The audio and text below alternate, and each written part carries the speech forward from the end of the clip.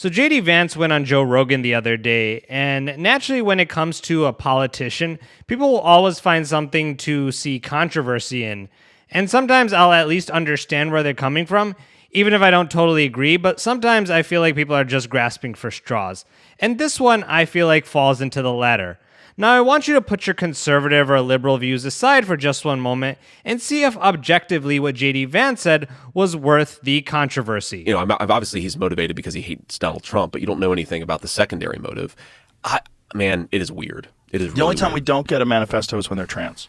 When they're trans, they hide those That's manifestos. The Nashville shooter, man, that was crazy. Have you read any of it? I've read some of it. It's pretty wild. It's pretty wild. Now, I haven't read the manifesto myself, but I do think it's concerning that they suppressed it. Considering the fact that knowing the contents of any of these people's manifestos would give us insight into what was in their hearts and minds and bring progress into remedying the mental health epidemic we're in. The Nashville shooter, I mean, just while we're on the topic, went in and murdered a bunch of children at a Christian school because he or she, like whatever, was motivated by some very radical trans ideology. Yes. And that is something we should talk more about as a country. 100%. And There was this really interesting post that was, I forget exactly who wrote it, but the title was Gay Rights as, what was it?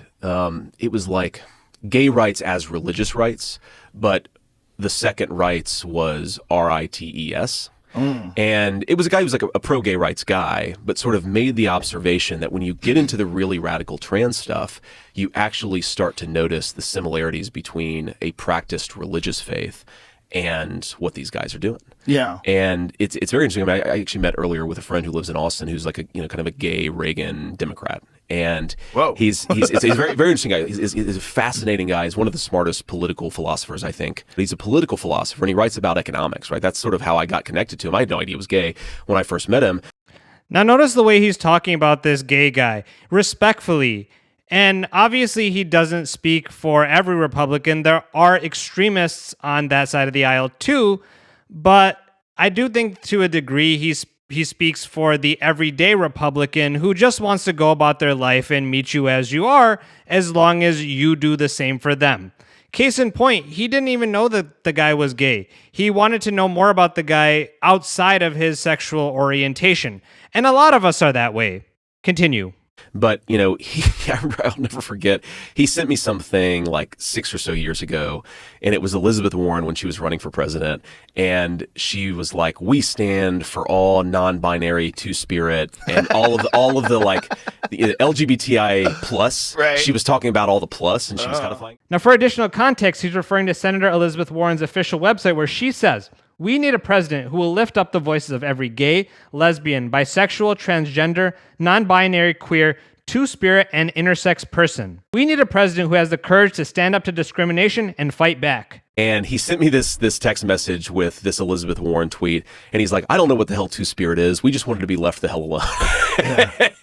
And I think that, frankly, I wouldn't be surprised if me and Trump won just the normal gay guy vote, because again, they just wanted to be left the hell alone, and now you have all this crazy stuff on top of it that they're like, well, no, we didn't want to give pharmaceutical products to 9-year-olds who are transitioning their genders. We just wanted to be left the hell alone. Exactly. If you're gay and you're just living your life in peace, I and so many others will leave you alone.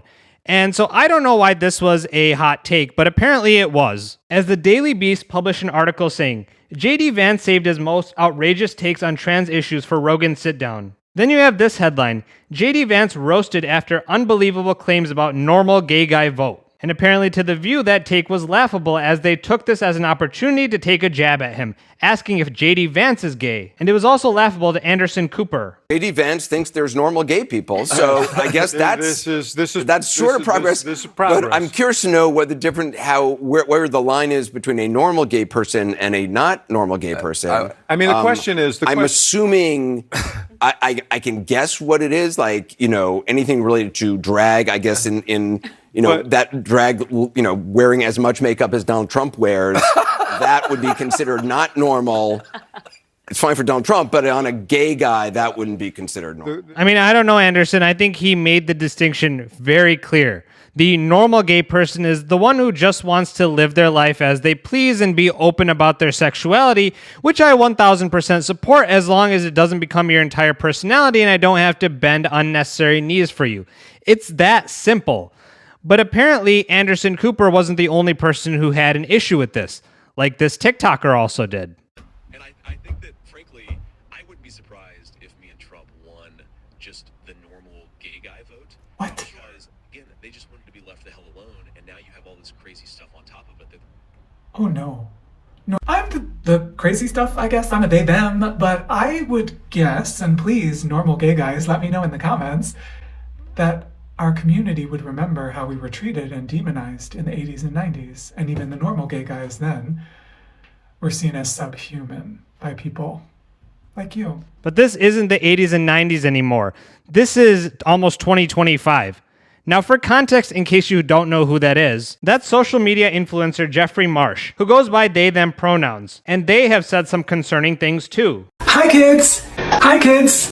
Hey, kids.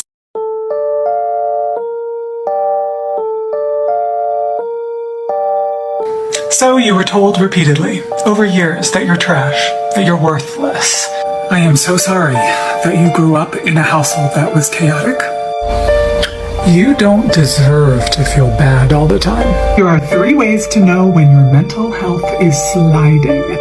Here are 3 reasons that you are a good person. Here are 3 ways that you can enjoy your childhood trauma. I want to talk to the kids. Your parents made mistakes. You can't blame the parents. Of course they can. I'm just concerned about the children. Should I go no contact with my mom?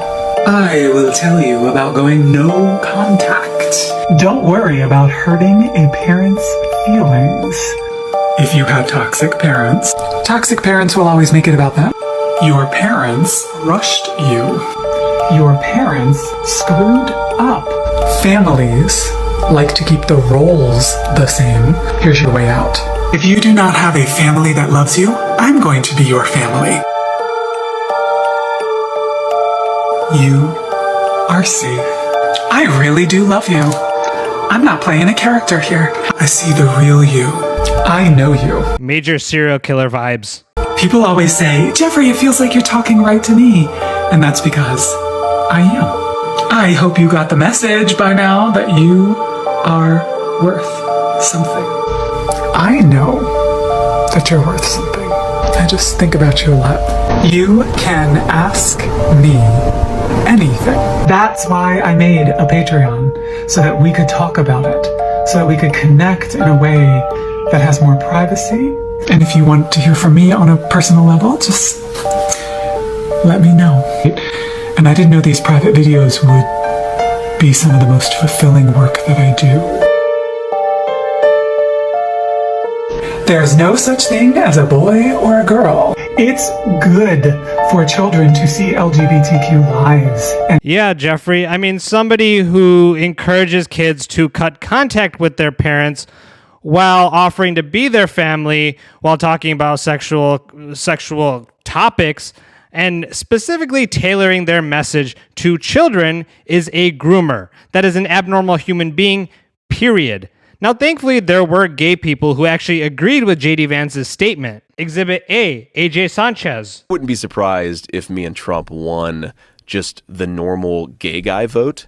Because, again, they just wanted to be left the hell alone, and now you have all this crazy stuff on top of it that they're like, well, no, we didn't want to give pharmaceutical products to 9-year-olds who are transitioning their genders. We just wanted to be left the hell alone. Me, normal, that's pushing it, but you got my vote. Vance is right, because the movement, which was once a movement for equality, has now turned into a movement of wanting privilege. Because no, I'm not down for the kids medically transitioning. Let kids be kids and stop introducing trans ideologies to them at such a young age. And the mess that pride has become, act like you were brought up correctly, and if you weren't, teach yourself how to conduct yourself accordingly in public settings, because nobody wants to see all that. I'm not down with trans women competing in women's sports or entering women's spaces, especially when women come forward and vocalize how it makes them uncomfortable. And the majority of people don't give a about your gender identity or sexual orientation, so stop making it everybody's business. I personally would like to blend with society, or how Vance put it, just be left alone. He gets it, he understands it, and for that reason, yes, this gay man will be voting for Trump and Vance. I love you guys, and I will see you in the next one. Then you have Link Loren's statement. JD Vance just had a 3-hour and 17-minute conversation with Joe Rogan, but of course, the mainstream media is honing in on one little section.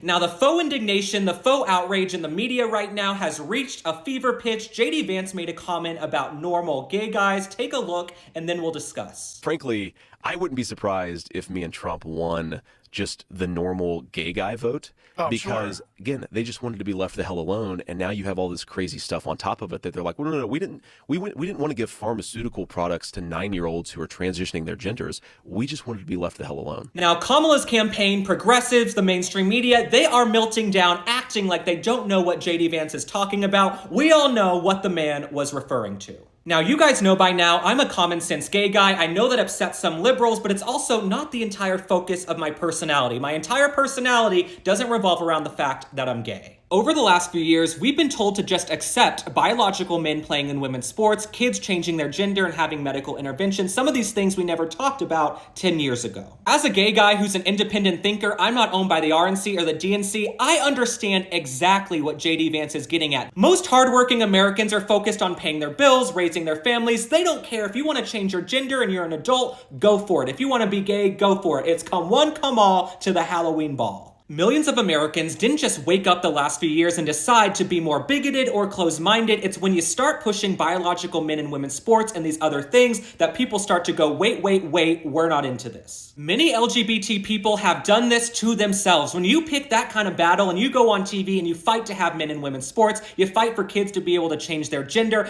that is when acceptance is going to go down. And JD Vance, what he's talking about is that most LGBT people, they're normal. They're not into that, but they're scared to come out of the shadows and say it. And so JD Vance, because he has the gumption and the gall to call this out on a major podcast with Joe Rogan, he's suddenly the bad guy. And I'm not saying JD Vance has articulated every policy and idea perfectly in the past, but on this issue, I agree. And this definitely reminds me a lot about what Vivek has to say on this issue. And he recently spoke to a lesbian Trump supporter on this. I'm a gay conservative, and I get a lot of hate online for that. My question for you is, what do you say to people who tell me that my marriage isn't going to be valid after Trump gets into the White House? Well, first of all, this is false. I said this at Madison Square Garden the other night. Marissa is your name? Yes. I said, my message to gay Americans is this. You're free to love who you want, to marry who you want if you want, without the government standing in your way. But that doesn't mean that boys should be able to compete with girls in girls' sports. 100%. And that doesn't mean that we subject our kids to over-sexualization or genital mutilation or chemical castration. And I think we should be able to draw those distinctions. When you put the T into the LGBT, that's when I think things really went astray. Because think about the contradictions here. So you guys were at a university, let's be a little logical here. The same movement that for a long time said the sex of the person you're attracted to is hardwired on the day you're born, now says that your own sex is completely fluid over the course of your life. Like, it doesn't make sense. You can't believe these things at the same time. And so I think there is a deep tension between the L and the G 100%. in LGBT versus the T. And I think the fact that you mishmash all of those into one movement really was just about hostility. But you take the T out of it. And my view is, you know what?